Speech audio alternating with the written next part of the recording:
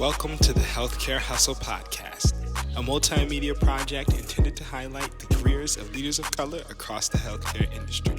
Students, early professionals, and the community at large can expect to gain valuable, unapologetic insight on the career journeys of individuals whose lived experience and personal mission has been centered in advancing health equity. Thanks for listening.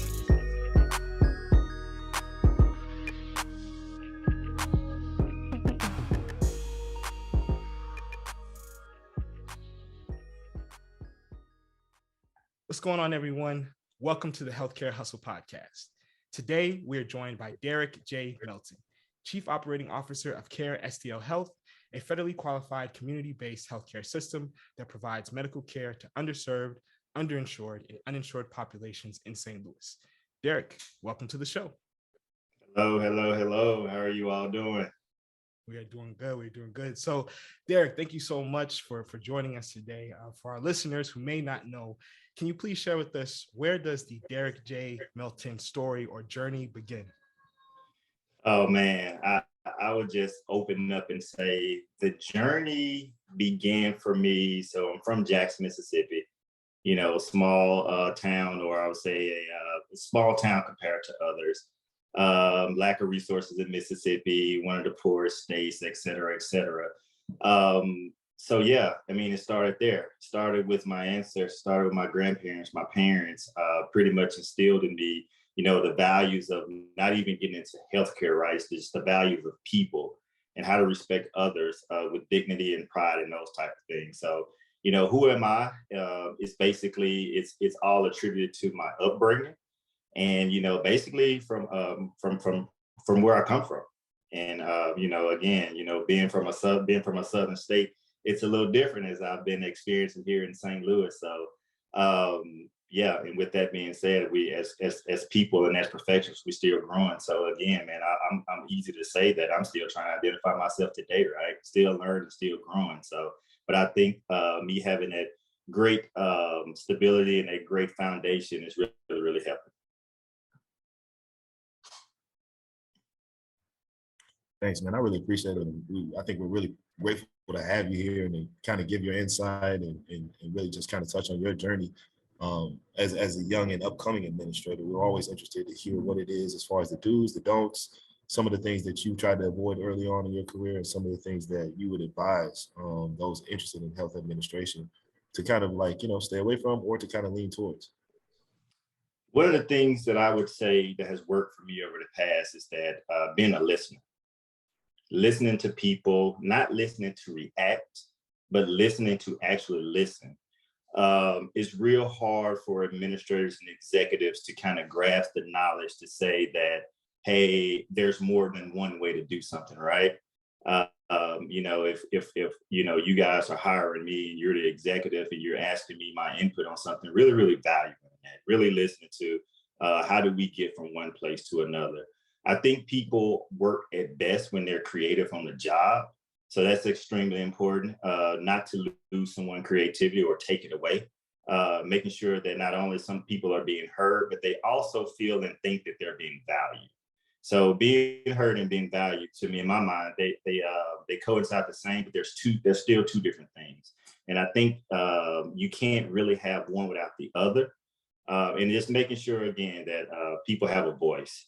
You're really leaning on people to do the things that they're passionate about doing, and they're strong to doing it. So with that comes it's a high level of responsibility. Is how you hire, make sure the right people are not only on the bus, but on the right seats and those type of things. That's extremely helpful. One of the things that I would also encourage young professionals is coming in is to challenge the status quo. Learn how to challenge the status quo in a professional way. What I do think healthcare, it is growing. It's growing at a very rapid pace. I consider myself a pretty savvy person in terms of finagling through the systems and electronic health systems and like technology and those things. But guess what? You guys are smarter than me. So it's even for someone like me is saying, hey, this is a better way to do it. I went to school for this. I have it hot off the press. You may went through the same program, but it was 15 years ago. So let's explore these type of ways. And it's learning how to articulate that in a professional way. but at the same time, it's challenging the status quo. And it kind of, if you look at that, it comes back in full circle about being heard, being valued, and respected to be able to do the jobs that you guys were hired to do. Man, this is why it is so awesome to be able to connect with established leaders like yourself, but that are still relatively young. Because I feel like, just the insight that you gave just right there, looking for creativity. I think a big piece about professionally challenging the status quo is something that I know for myself, doing a fellowship and, Brandon doing an administrative fellowship really wasn't a lesson that I learned in graduate at any point in my development, to be completely honest. And I kind of want to back up because I'm hearing a lot of key words to your upbringing. My father is from Mississippi, Greenwood, Mississippi. So you know exactly where the wood is. Yeah. So the SIP plays a little bit of a near and dear, place for my heart. And he spoke with me as well about the reality of growing up, in that kind of environment. What was it for you? This people first mindset, obviously being exposed to some of the inequities and disparities there. But what was it for you that kind of pushed you towards healthcare, pushed you towards that interest in the medical field? So I started early in my career. I took a job at a mental health facility. It was geared towards individuals with disabilities and delayed from a mental capacity and standpoint. My main job was to enroll patients and customers into this program, which was a Medicaid waiver program, and then make sure that they sought after the care that they needed. So boots on the ground, man, I'm in the Delta, I'm in Greenwood, right? Like I'm beating the streets down, making sure that these plan of cares are being met, making sure that the nurses are showing that they're getting respite care, they're getting to the facilities. And with that being said, making sure that they're still enrolled into Medicaid, because that is the program that pays for all of this. So I have a caseload of 50, 60 individuals, and I'm literally in a van, right, riding through the Delta, making sure that, patients are getting taken care of, checking up on the nurses, coordinating with the hospitals and the facilities. So that passion to really work with my caseload and not really just work with the individuals, but work with the parents and see how grateful they were just to be an advocate for them, because lack of resources, sometimes, they didn't even have the ability to get their loved one to the hospital. So to see me show up and then create that pathway to be able to facilitate those things, it was great. They were very, very grateful. I never wanted to be a doctor, never wanted to be a nurse or anything like that, but I always got a passionate for helping people. I was in the healthcare field in that realm, working with the city elected officials to do what? To expand that program so that people like myself could help more people. Expanding Medicaid was very, very important.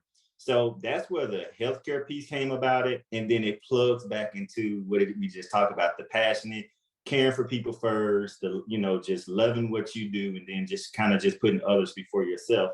It was just a perfect fit. I think that's well said. A couple of things really resonated with me based on what you've been talking about in regards to, working along the right people, whether that be different resources or whatever the case may be, but making sure that they're in the right position to help everybody succeed in the right way. Just based on your experience coming from an academic medical center, a larger institution, to CareSTL, which is a smaller institution, and everything in between, because you have an extensive background. Do you feel like there is a lot of ground to be made in regards to, just identifying talent and recruiting effectively, and also retaining, I guess, the right attitude, the right culture? Because as we all know, that old adage, culture eats strategy for breakfast. So whatever it is we might have planned, if we don't have the right tools, the right resources, the right attitude or environment, I don't think it's going to come to fruition. So just based on your experience, do you think that's something that we should probably start looking at? Yeah, absolutely. So the answer to your questions is yes, yes, yes, and yes. Coming from Mississippi again, so keep in mind, I worked at WashU. That's the grand mecca of healthcare, right? I come from Mississippi, a tremendous healthcare system. The only level 1 trauma hospital in the state of Mississippi, the only children's hospital in the state of Mississippi. Mississippi is number 1 in nothing other than teen pregnancy, diabetes in the poorest state. We're the poorest state in the country, et cetera, et cetera. So coming from that area and coming from the population in which we showed, even though it's an academic medical center, we taught, we trained, we did those type of things, the FQHC model is still there. And what do I mean by that is you're still treating poor people. Even what we consider maybe rich or meeting the poverty line, it's really, really not that much money. Like, right, the education piece is just really not there. I think the standard reading literacy in the state of Mississippi is like the third grade. And you have, places in the Delta that's pulling it down, obviously, but I mean, the metrics are what they are. So it's really, really working in that system, despite of, it's being a pretty nice size system. It's the second largest employer for the state of Mississippi, but it's still bringing those principles to a CareSTL health. I think at times it is hard to identify talent because without the Derrick Meltons of the world, or the Brandons and the Winstons kind of advocating on the behalf of like the health center, people don't understand what they get from it. I'm gonna be honest with you. I come home at night, like I've never had a job other than, going to college and playing basketball. I never had a job to where it's like, hey, I have to go home. Like, I got to go home, right? Like, I want to stay anymore. And then the next day you get anxiety, like, dang, I can't wait till 6:30 in the morning. Like, I'm ready to go to work, because it's just that, I've had some great jobs, but come on, let's just be real. We were all looking at the clock for Friday so we can get off, right? And it is what it is. But at CareSTL, I get that. I know what I'm there for. I know the people that we are serving needs my help. But again, without experiencing that, it's hard to articulate someone from a mega institution like, hey, man, it's okay to take care of these X, Y, and people. But I'm telling you, to do this type of work, it really feels good, right? So when you talk about attracting talent, I mean, you guys, just the two of you for what you're doing, man, it's you'll have like the Harvards and the Cleveland clinics and all those places beating your door down. But I will say it's some very humbling work on the other side of the fence. Yeah, that's very, very interesting insight. That's one of the things actually that definitely stuck out to me initially by just doing a little research is the amount of leadership experience you have had at different levels in terms of healthcare organizations or healthcare facilities. And I think, number one, just going forward, we need more of that because care is not provided only in an academic medical setting, in this country. So we have to have administrators and leaders who understand, like you said, that, the FQHC model exists in a place like the University of Mississippi healthcare system. Can you go a little bit deeper into just your experience though, because it's a big deal, right? To be at, essentially the primary medical center you were speaking to in the state of in Mississippi, and have that leadership role to transition into a WashU, which is a completely different environment from a cultural, social, but even a healthcare standpoint piece is also quite different. Then to transition into CareSTL, a fully baked FQHC healthcare system. That's a lot of different experience. It's a lot of different nuances in those areas. So can you just speak to some of the different things you observed throughout your career? Yeah, so basically you asked me, Winston, what was the HBLL hockey stick was I thinking, right? So no, that's okay, man. It's okay. So again, Mississippi, I cannot say enough how my work in Mississippi has prepared me for any other administrative role after. I would say I was able to get every aspect of a healthcare executive level coaching that I needed there. And then the experience was of so many levels. So again, you got the FQHC experience, right? You're part of an academic medical center. You have the private piece, you have the community-based clinics. You have over 60, 70 or so clinics throughout the state that we were responsible for. We have partnerships, like all of those things play in. So it was kind of the perfect hodgepodge, for you to learn and for you to actually grow. And then in addition to that is, how do you do that with no money?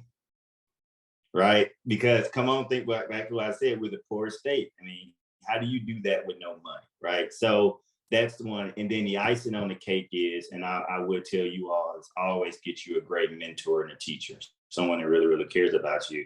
I have a great friend and a great mentor. A lot of people say stay away from having your bosses and mentor the same person, but he allowed me to mess up and make mistakes and find my own identity, right? And it's a person even to today that I just call and, bounce ideas off of. And sometimes he would tell me like, what are you asking me for? You know the answer to this, but it's just hearing yourself talk through it is extremely important. Very, very smart person, but at the same time, he's a more genuine person is what I was really attracted to. And then just kind of coming through the experience is creating a model within myself internally and working with other people as to always saying yes. So the thing was that I go by, we say yes. We always say yes. So whatever the answer may be no, let's work to getting towards the yes. So the experience was very, very humbling. From Mississippi, I was able to help a lot of people that's in my community where I grew up from. I mean, I was known in the community. People knew who I was. But at the time, it's, I'm a very competitive person. And I try to always do better or think, that I can do better. So why'd you call? Right. And it's kind of like, in the words of sports, you coming from the semi-pro to the pros. Like, okay, you got called up to the pros. Like, what you gonna do? And after some going back and forth, because my trajectory was very, very high, at least what I thought in Mississippi, I took the chance. And it wasn't just me; it was a chance about with my family as well. So, we moved to St. Louis. And I took the job it was an executive job as a senior director of clinic operations for the Department of Orthopedics. Very, very large scale academic medical center department. They do a lot of great things, cutting edge research, patient volume. It's basically people in the academic world fly all over the country just to come in and look at the Chesterfield Surgery Center, right? Just to figure out what the chair and what the executive director and my position, like, what are you guys are doing, like, to be able to form this relationship and to be able to do the things and partner with Barnes. So again, I was only there a little bit over a year, but man, I learned a whole lot. I learned a lot. I was able to grow as a person. First time in my life, hear me, Winston and Brandon, first time in my life, I worked with a medical center or I had a job to where really money wasn't the issue. It wasn't like, hey, we can't do this because we're broke, right? It was always, we aren't going to do this because we don't have the funds to support it. And I think one thing that got me this job is like, hey, I'm used to working as the margin is very, very low. And we would always balance the spreadsheet, right? So here, if you have all of these resources, I'm like, man, dude, what can I do with this? Like, I can help grow this place and even make it even better because, money is important. But at the same time, it wasn't everything. So again, I learned a lot. I worked with the smartest of the smart. I mean, and the people all over the country. It was a very, very great experience.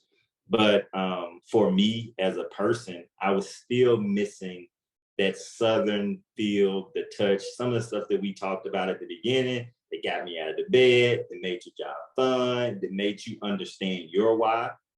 And CareSTL did that for me. They do that for me. CareSTL helped do it for me. So it was, they called, they offered the position, and it was, how can I make a difference in the community? And when I rode around the community, and I understand that, this huge academic medical center is 3 blocks away from probably the poorest place in St. Louis. I'm like, how can that be, right? How can that be? And it's not from the lack of ability to care. In my position, I feel like it's the lack of awareness. So I really feel like, what did I learn from it? I learned how to work in that capacity of a huge academic medical center. But another thing that I really, really learned was I learned how to create relationships. So now I'm taking those relationships back to WashU, and then I'm partnering with those people and just making the whole CareSTL health bundle a little bit better. So I know that's a lot. I probably still didn't answer your question in terms of what I learned and what I got from each one of those places, but here I am, and I'm happy to go even further if you guys need me to. No, I think that covered the question perfectly, to be honest with you, and it gave us a lot to think about. in regards to just transitioning between different institutions, working with different patient populations, working with different faculty groups, service lines, whatever the case may be. And just as somebody who, Winston probably went through similar things, you feel like you deserve to be at the table. You feel like your credentials speak towards it. You have plenty of master's degree, Lean Six Sigma. Were there ever times that you felt an imposter syndrome? And I think this is a question I think I had as a graduate student. Most of our audience are graduate students. How do you adjust as somebody who's coming into a C-suite position? Of course, you've had the executive experience, but just when the accountability is a little bit higher and the stakes are a little bit higher, how do you adjust, and how do you step up for that opportunity? No, that's a very good question. I will say to you two, do you ever question yourself as a person and kind of the imposter syndrome? Of course. Right? Of course. Do you ever reach back and say, hey, I belong here because first of all, it's destined for me to be, and I have the skill set to be at this table? Of course. And if this wasn't recorded, I'd probably say another word. So for me, it's really, really hitting the reset button and knowing your audience and knowing your purpose and creating a few things. I've highlighted a few things to you guys that are core principles to me, saying that when we're talking about jobs or decision making, some things I just won't waver on, Winston, right? I won't waver on, Brandon, because these are three things that I just have to have. Everything else, it relates to what you said. It's being a transformational leader. It's being able to pivot from a Mississippi to WashU to a CareSTL Health and still bringing and adding value. Even though the models are different, if you take your core principles and understand the strategy and kind of blend the two together, you'll find yourself doing phenomenal work. It's phenomenal work. So for me, it's always been about the people. It's always been about helping people, serving people, and doing whatever it is that I can do. Thankful for me, and I am blessed, is that I pick up on finances. I know how to create spreadsheets, P&Ls, term margins. I know what drives a healthcare center. I know what the FQACs are looking for. So that's my way of giving back. I can't treat a patient, but what I can do is I can help fund missions so that the clinicians can treat patients. I can come up with creative ways to conversate or talk to people to be able to build another building. Not for me to put my name on a building, it's to build the building to do what? See and treat more patients. And I think once you kind of get into that mind frame and then understanding and kind of just being secure with who you are, sitting at the table or being with different people, the message doesn't change. So in a nutshell, regardless of what I say, what I speak, it goes back to the first question: who is Derrick Melton? When I sit down at whatever table it is, they're going to get Derrick Melton. I think this is deep. This is deep because I think you've kind of, in a really simple way, outlined for all of us, how do you take the passion that you have for wanting to serve your community, master or combined with, I think, the skills, obviously the drive, and sit in that space and be yourself comfortably. And, to get really, really into it, I definitely struggled as a young Black male coming from Morehouse School of Medicine in Atlanta, Georgia, to Barnes-Jewish Hospital. I see the polo B.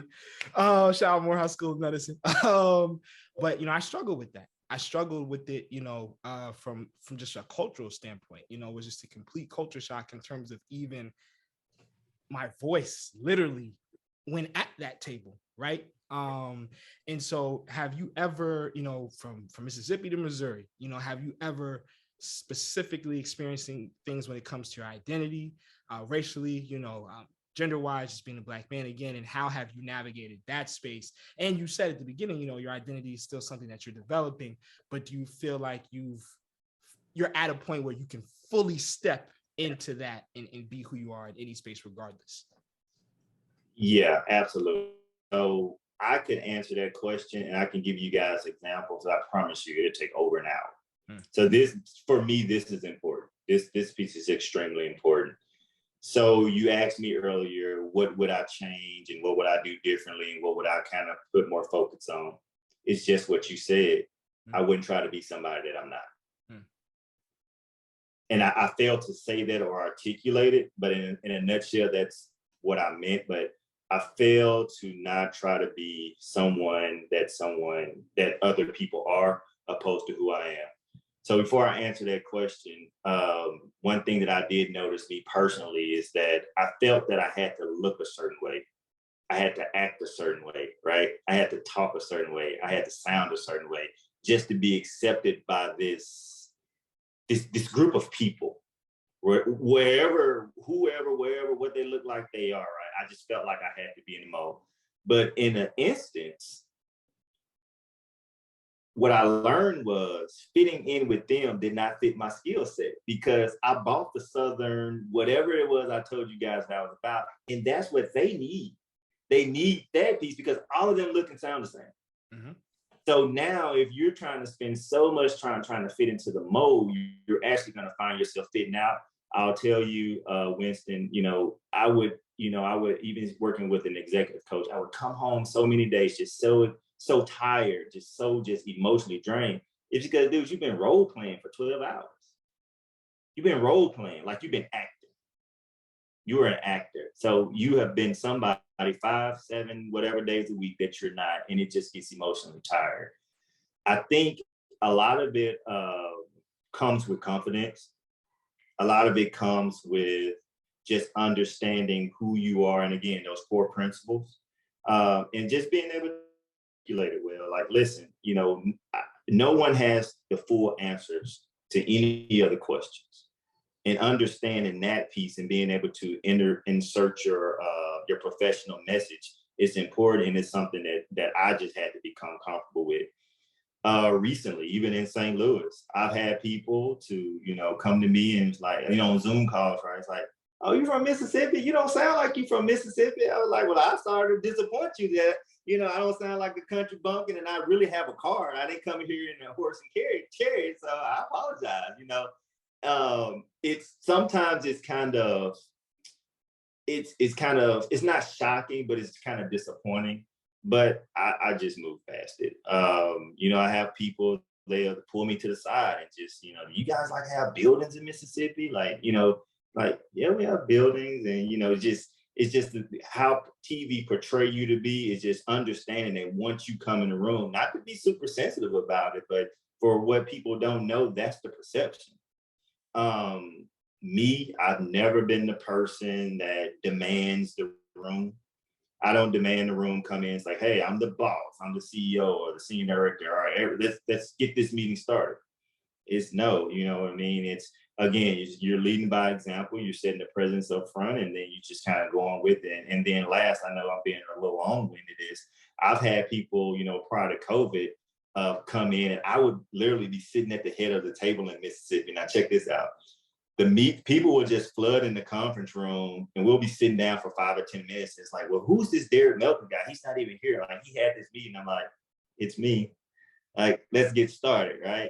And it's being able to adjust to that, but it's also being comfortable with yourself. So I know that's a lot. I said a whole lot, probably without saying anything, but it's really, you just have to identify yourself. And once you become comfortable in that space, you just have to free it and just let it go, man. Trust me, because if you don't, you'll find yourself being someone that you're not, doing things that's outside of your character. In these spaces, you want it to be organic. A lot of the decisions that I make come from brain, heart, experience, and really just instinct. And you can't really think with your heart, or you can't have instincts if you're being somebody that you're really, really not. So I'll get off that high horse, but in a nutshell, that's essentially the answer to your question. And these are all gems. Let me say that these are all gems. So let's just call them for what they are, and we appreciate them sincerely. I know me personally, I've had that issue since I've been here at WashU, coming from Morehouse, similar to Winston. But it's been a great experience. It's been a great experience because I'm able to be myself, and it's a very inclusive environment. My next question for you would be in regards to the journey in which you're on now currently. As somebody like yourself, what would be the next power move? You know what I mean? What would be the next step? I know we're a little too early to say for sure, but just making the decisions that you made leading up until this point. Was there certain things that you lean towards? Maybe living. I know you have your kids, your family. Is that something that definitely factored into your decision? Money, is that something that you had to look at? Just how did you decipher on what was the next step for you? How did I decide what was the next step, or how am I going to decide my next step? That's it. Oh man, I think I'll take both. Can I get both? Yeah, can you get both? So how I decided is obviously a family thing, right? Man, believe it or not, my son is 12, and it just goes to show you how I lean on him, my wife. I even talk to my 5-year-old daughter and my 18-year-old daughter, like, for advice sometimes. And the thing about it is, so when we talk about creativity, they're always going to give it to you raw. They're always going to give it to you raw. So I'm in Mississippi. I do this whole blueprint of, what wash shoe is, what I want to do, what I want to go, whatever. So I'm really trying to sell my son on transferring to school. He plays with one of the top 5 AAU teams in Mississippi. He's a decent athlete. I'm not here to brag on him, but he's doing well in school. He has friends, all the family, whatever. So I'm really trying to sell him, right? So I sat down with him and I broke it down to him, the opportunity, what we could be doing as a bigger city, talked to him about Jason Tatum, all of these other type of things, what you can really be doing in St. Louis. And I was thinking for a minute he was going to push back, and he looked at me and said, "Dad, let's go get this bag." He said, "Daddy, let's go get this bag." I was like, what bag? He was like, "Let's go get this bag. I can play with those kids. I can learn with those kids. I can do that. Let's go get this bag." It was a little bit more complicated with my wife. My 5-year-old, well, times 4-year-old, she transitioned. My other kid, she was going to college, so she went away to Xavier anyway. So it really wasn't a big thing for her. But yeah, exactly. So yeah, man, it's really putting into consideration everything but above. But from a professional standpoint, it's twofold. Where can I insert myself to where I can help, and also where I can insert myself to where I can learn? And I think for me, it's stepping into those stages. I've always been able to grasp things, take it to the next job, learn more, grab it, take it to the next job and learn more. From a money standpoint, knock on wood, I'm not going to sit here and tell you brothers, oh, money don't matter, whatever, because it does. It really does. It really does. And you should really be paid for what you're worth and considered for what you worth. But for me, it was not always everything early on in this part of my career, because I realized that you may not get what you want now, but it sets you up to get what you want later. So a lot of people, for me, it's just personal preference. It's like, do you want to, have a great time in your prime, or do you want to be able to have the best time the last 10 years of your career? So for me, it's the latter. And it's everything leading up to that final finale, right? That final point. Now, do I want to get paid in the interim? Heck yeah. Am I gonna get paid? Probably so. And that matters, but it wasn't everything. In terms of like what's next to do, I'm probably not the best person to answer that question. My last 4 or 5 jobs, I'll tell you, man, it hadn't been not really just going on the website, seeing what's out there. It's been, hey, we need this done. I know this guy named Derrick Melton, maybe he can help you. And it's been, oh, hey, an executive leader saying, hey, so-and-so left. You had your head down for a little bit. Can you come on and help us out with this on this side? So without that being said, my promotions has always been come of, I guess, from me doing a great job, being a steward for everything I've said, and being able to lead teams and just working well with people.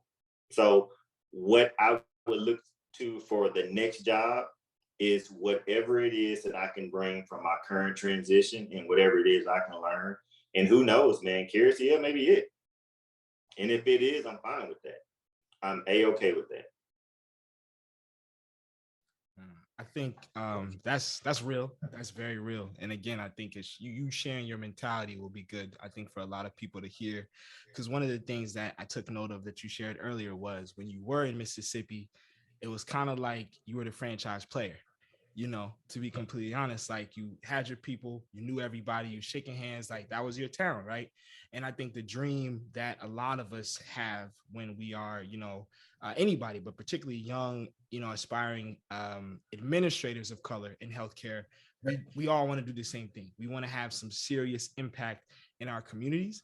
And just looking at your experience, you've been able to do that. And I love that you said, you have to have that creativity piece. Entering the field, I found it a little challenging, to be completely honest, to marry my creative energy with, the actual roles and responsibilities of being a healthcare administrator and trying to get to focus on, the real disparate communities.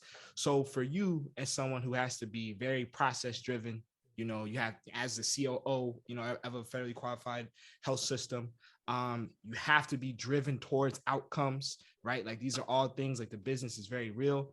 How do you balance that with the creativity, with being more tapped in, and with the community, and making sure that you really are an inclusive leader in terms of your skill set? Yeah, so growing up, I've always had a chip on my shoulder. I played sports. I can go through the laundry list. I play at the national level, go to laundry list to where, I would always say, what those kids from LA or, St. Louis or, Cali, DC, New York, they're not better than us. It's just the opportunity, right? Some sense of that was true. The other of it was just me being naive and crazy. But I've always kept that same chip on my shoulder. I'll tell you guys, and I'll go on record and say it. I applied for maybe 30 to 50 executive fellowships, the ones that you guys are in. Guess how many interviews I got? I have 2 phone calls back, right? So when I see the resumes coming out and I see the people doing, they trained at Harvard and Cleveland Clinic and YSU, and, they did all these things. And I had to literally, I was trying to get experience. I was getting experience in a bus, in a van, in the middle of Delta, learning how to take care of people, right? And creating a business model while they were in fancy suits at the executive level, shadowing with CEOs of the Mayos of the world, right? But in my mind, in my crazy mind, I'm like, they're not smarter. They're not more creative. They're, what makes them different? What is the it factor? And it was me waking up every day, challenging myself to get that, to compete with that, right? So that was the internal piece. The next thing is, it was really understanding what drives processes. So I'll give you another example. When you talk about the creative juices, I'll never forget, in the executive boardroom, I'm the director of orthopedics, Department of surgery service line in Mississippi. And as all academic medical centers do, right? You hit with furloughs. It's just what happens. And we were faced with a problem, and a financial problem, and we had to cut costs, had to cut staff and those type of people. And we were doing this at least once every year and a half. And so finally, in my mind, I'm like, I learned, why are we laying people off? Instead of cutting staff, why don't we do what? Let's enhance revenue. And it was like, no, Derrick, it's not gonna work. I was like, it will work. So instead of laying people off, let's just get more people to come in. Let's just work harder. Let's just, rev up the engine. Let's get us a runway to bring more money in, and then we'll all run flat. And my boss was like, again, same guy that I referenced earlier, is like, you think you can make that happen? I was like, if we can lead the team to buy into the mission, other than that, the alternative is we're gonna have to fire people. And it was successful. So now when I'm hit with crunches and I'm understanding that, at CareSTL, you're in a financial strain, or you are really, really faced with difficulties coming in, it's like, these people need their jobs, right? We have to serve the community. We're here to serve patients. Let's not, as executives, let's not make the easy way out. Let's not go and fire 100 people. Let's challenge ourselves to work harder, to do more, to get creative. And that's where the creative genes come from. So that's now when the normal thinkers is what I say is the first example. And I was like, okay, if we're going to do it, how do we do it? That's where I bring value. That's where the process driven, that's where those type of measurements come up. And I've been able to succeed in that realm and tamper in that space a lot. So I created a lot of success today. Thank you, man. I apologize. Thank you so much. I appreciate it, D. You know, I totally agree in regards to just as far as the process and everything that goes into that. One of the things that kind of stood out to me as you were talking is that chip on your shoulder and kind of translating that over to the work job and knowing, because I've had this conversation with plenty of graduate students up until this point who reached out and say, hey, you know, these fellowships are really competitive. Do you think if I don't get it, I won't have an opportunity to succeed? And I tell them all the time, I mean, you know, I know plenty of people like yourself, and you're one of the ones I do reference that you know, really just made your own way, has done exceedingly well. And my kudos to you. And again, I think the proof is in the pudding. So yeah. Well, don't let that sway you. You guys are still the smart ones, not me. I want to be clear now. I want to be clear. Nah, it is refreshing though, to hear a lot of what you have to say, even when you speak about kind of not the old thinkers or kind of just, you know, that piece, because I think just as a young person in general, but definitely a young professional, you kind of sit back like, am I crazy?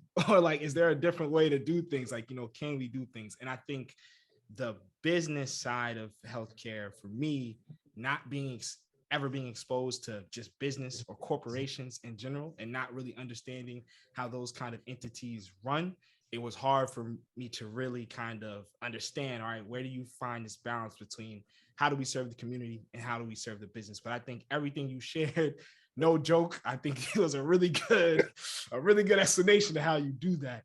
One thing that I want to talk about, and I think it's easy to answer it because it's like, you know, it's where we're from. These are our communities. Of course we care. But at the same time, I can only imagine, you know, when you started out driving around in the Delta, and even, you know, me being up here when I'm on certain blocks in St. Louis, it is overwhelming. It is overwhelming to think, you know, man, I have some kind of role to play in, you know, the community's healthcare and well-being, or health and well-being, while knowing all of the bureaucratic political challenges that we often face. So what are the things that you do outside of work, offline, to help you kind of just re-energize, refill your cup every other day, or every day, I should say? Man, so first of all, things like this helps.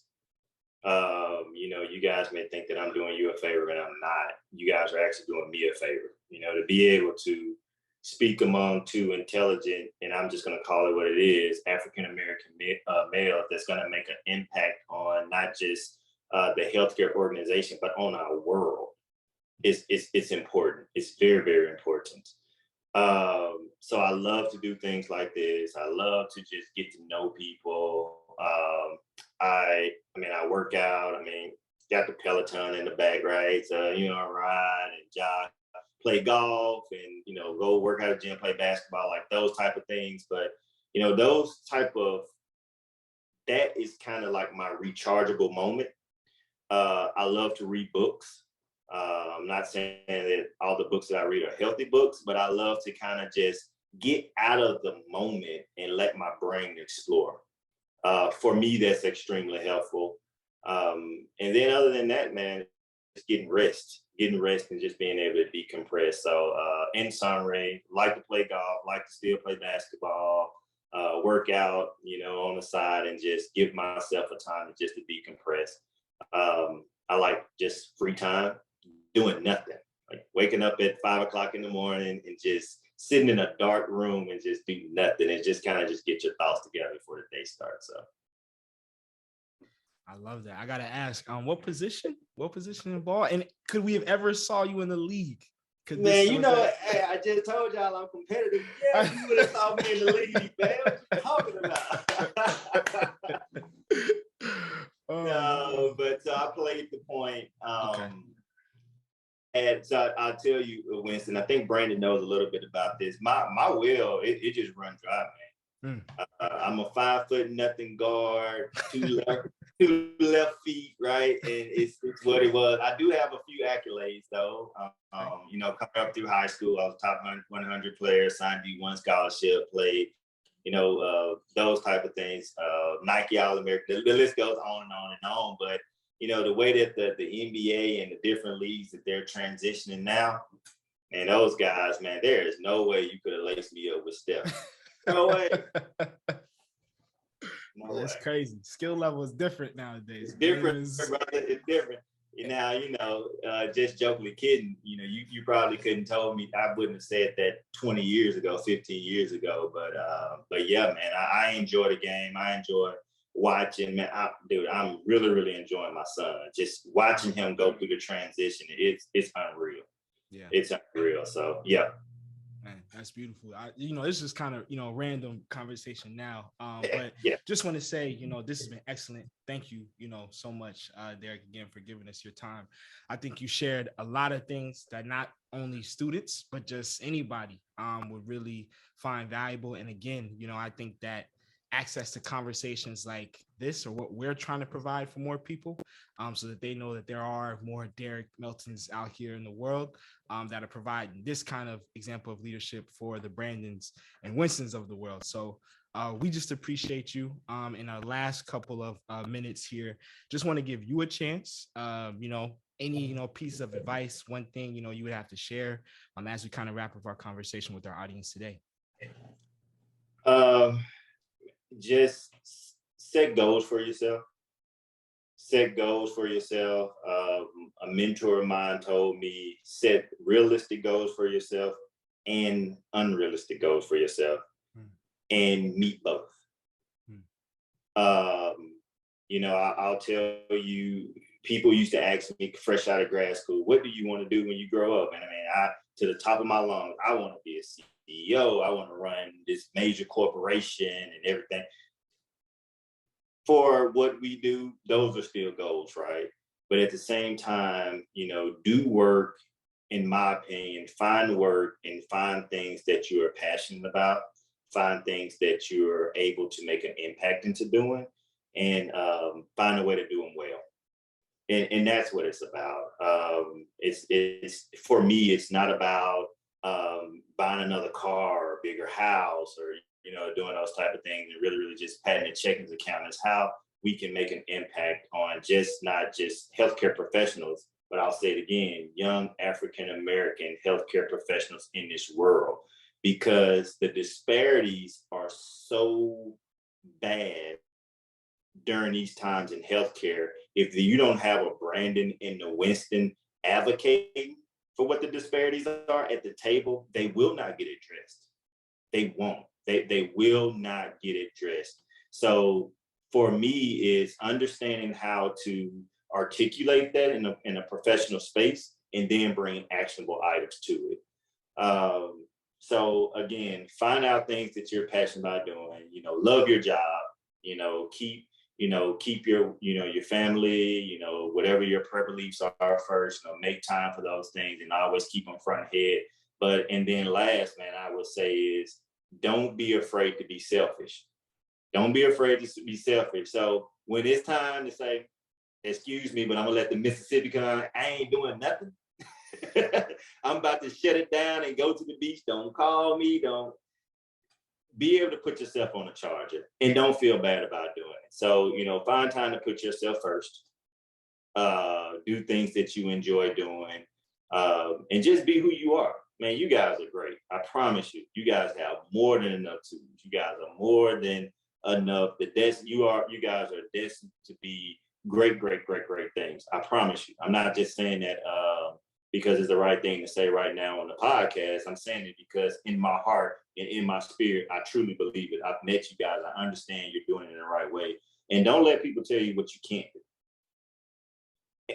But don't let that drive your motivation that I'm going to prove somebody wrong. People have the right to their own opinions, right, Brandon? They have the right to their own opinions. Take it with a grain of salt and stay laser focused.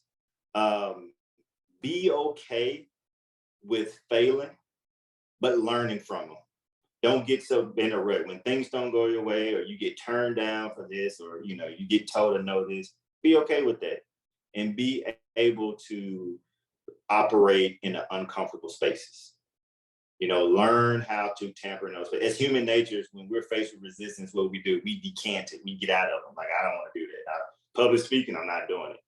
Being able to be nervous or being able to be uncomfortable and operate in that space, hunker down in that space, operate in that space, and learn and being able to do great things in there. So all nuggets. It's not going to be peaches and creams, things that we all have to work on. No one has the answers, the best answer. It's, again, who can be creative and what works for you too. Thank you so much, Derrick. We really appreciate it. On the way out, we do like to have like a flash round of random questions. You don't have to think about it. These are just simple questions, man. Okay. I like to just, decompress as we exit out. First question is, if you could pick any superpower, what would it be and why? If I can pick any superpower, what would I be and why? I would like to be invisible.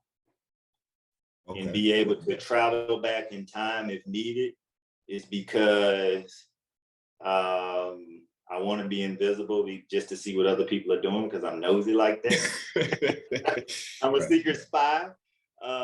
And being able to travel back in time just to see the progression of life itself. We hear, I'm a big history person. We hear a lot about history, but I would want to experience it. I know it's crazy as that sounds, but I would love to experience it. Got it. Okay. All right. That's a great answer. Okay. So cabin house or beach house?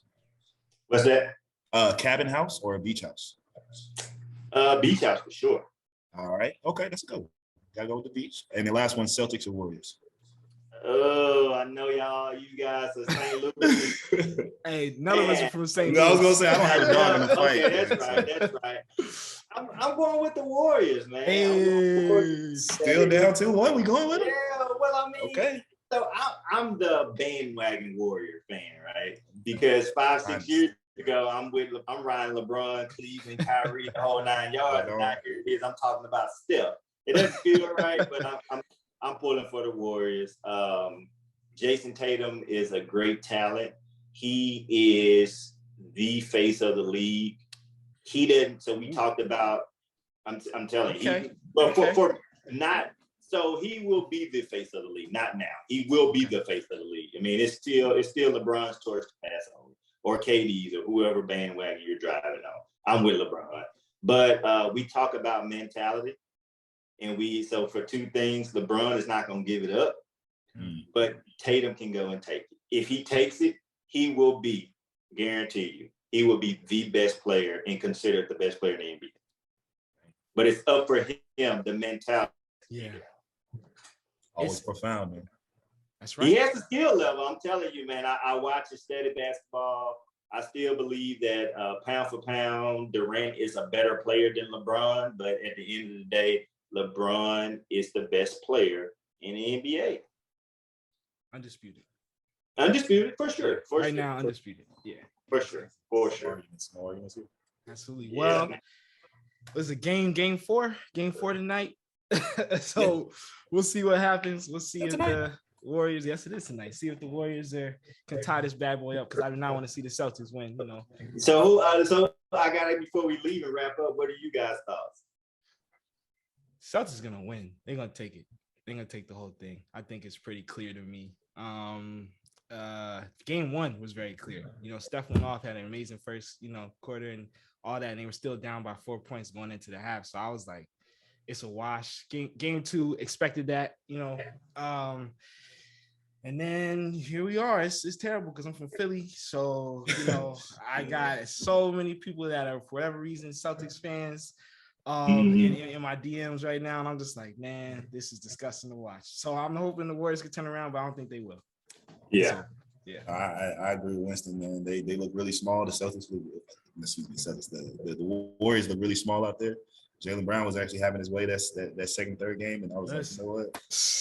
Yeah, I don't think it's looking too good. Yeah, but that's my opinion. I wouldn't put my last dollar against Steph. I'm not gonna put my last dollar against Steph. Clay gotta get that thing a little bit more wet.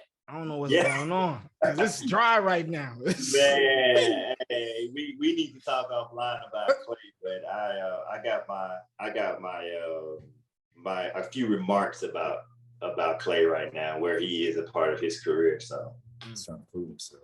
it's crazy. Well, that was that. Thank you all for hanging on for the basketball talk. Thank you, Derrick, for joining us on the Healthcare Hustle podcast. Thank you. all right, thank you.